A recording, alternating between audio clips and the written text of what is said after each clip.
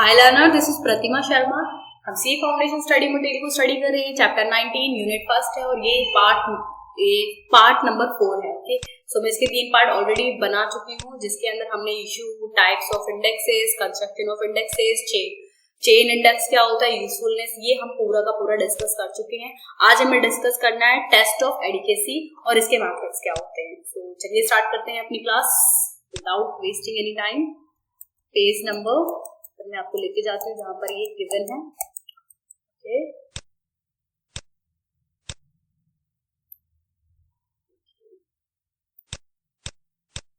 Test of adequacy. So page number 12 पे आपके पास है ये टेस्ट ऑफ एडिकेसी। इसके एडिकेसी टेस्ट करने के लिए, यानी जो आपने इंडेक्स नंबर बनाया है वो कितना सही है, उसकी एडिकेसी क्या है, ये चेक करने के लिए हमारे पास 3-4 फॉर्मूले हैं, मतलब 3-4 मेथड्स है। पहला मेथड क्या लिखा हुआ, यूनिट टेस्ट। यूनिट टेस्ट क्या कहता है कि the test of this test required that formula should be independent of unit in which or for which price of quantity are quoted. मतलब जो आपके पास जो आपने क्वांटिटी और प्राइस लिया है वो यूनिट, मतलब इसके अंदर क्या, यूनिट से इंडिपेंडेंट होना चाहिए। किसको छोड़कर, एक्सेप्ट अनवेटेड एग्रीगेटिव इंडेक्स को छोड़कर, बाकी सब में ये होना चाहिए। सो पहला सिंपल सा है, कहता है कि जितने भी आपने बनाए हैं प्राइस और क्वांटिटी का, तो वो इंडिपेंडेंट फ्रॉम द यूनिट होने चाहिए, ऑफ द यूनिट होना चाहिए। सेकंड मेथड कहता है time reversal test. Time reversal method कहता है it is a test to determine whether the given method will work in both way, यानी बैकवर्ड और फॉरवर्ड दोनों वे में वर्क करता है या नहीं करता। यानी पहले हमने 0-1 से कैलकुलेट करा और 1-0 से कैलकुलेट करा, क्या ये दोनों का रिजल्ट, इन दोनों का प्रोडक्ट इक्वल्स टू 1 आ रहा है या नहीं आ रहा है। ये कहता है टाइम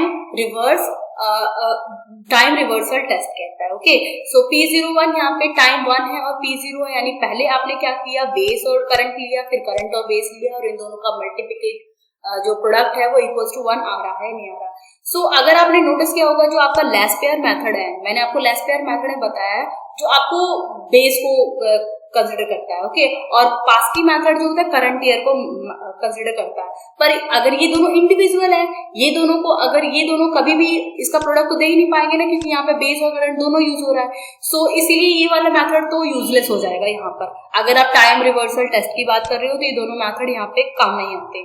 दूसरा नॉट सेटिस्फाइड है, बट जो आपका आइडियल है यानी फिशर है, फिशर वो आपका काम करता है। फिशर क्या होता है, ज्योमेट्रिक मीन कहलाता है लेस पेयर एंड पास्की का, तो इसीलिए फिशर इस क्राइटेरिया को फुलफिल कर पाएगा। ओके, सो देखते हैं इसका और क्या एक्सप्लेनेशन गिवन है, समझ में आएगी मेथड आपको क्या है। ओके,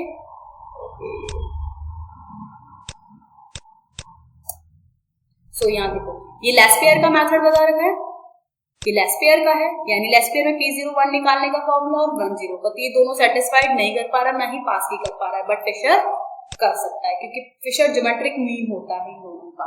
सो factor reversal method. Factor reversal method क्या होता है, this hold the when product of price index and quantity index should be equal and corresponding value index.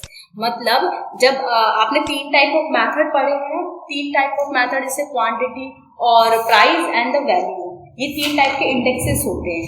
पर ये कहता है फैक्टर रिवर्सल मेथड, यानी आप क्वांटिटी और प्राइस को मल्टीप्लाई कर रहे हो तो क्या वो वैल्यू के बराबर आ रहा है या नहीं आ रहा है। ओके, सो इसके अंदर P01 निकालने के, यानी ये वाला अगेन फिशर ही सेटिस्फाइड कर पाता है इस पूरे फैक्टर रिवर्सल टेस्ट को। सो फिशर का ये वाला फॉर्मूला P0 के लिए और Q0 का, इन दोनों का अगर मैं प्रोडक्ट करूं तो वैल्यू के इक्वल हो जाए, ये वैल्यू का फॉर्मूला होता है, V01 का फॉर्मूला होता है ये वैल्यू का। ओके, सो अगेन फिशर इसीलिए हमारा आइडियल मेथड कहलाता है, दोनों बार प्रूफ हुआ। ठीक है, so Fisher is index number satisfy factor reversal index because of Fisher index number satisfy both test, यानी फर्स्ट और सेकंड से दोनों टेस्ट को करता है, इसीलिए इसको आइडियल इंडेक्स नंबर कहा जाता है। ये आपसे पूछ सकते हैं एमसीक्यूज में कि बड़े प्यार से कि क्यों कहा जाता है फिशर रिवर्सल टेस्ट। नेक्स्ट आता है, नेक्स्ट एडिकेसी टेस्ट है आपका सर्कुलर टेस्ट। सर्कुलर टेस्ट में ये है कि आपके पास data over the time change होता रहता है। सर्कुलर टेस्ट कहता है कि जो डेटा है वो उसका बेस ईयर है वो बार बार रिवाइज होता रहता है, यानी इंप्रूवमेंट होती है। It's concern with the measurement of price change over the time period of the year. So तो सर्कुलर में ना ही तो आपका जो आपका लेस्पियर है, पैस्की है ना फिशर है, ये तीनों के तीनों कोई भी ये फॉर्मूले जो इंडेक्स नंबर कंस्ट्रक्शन के वो सेटिस्फाइड नहीं कर पाता सर्कुलर टेस्ट को।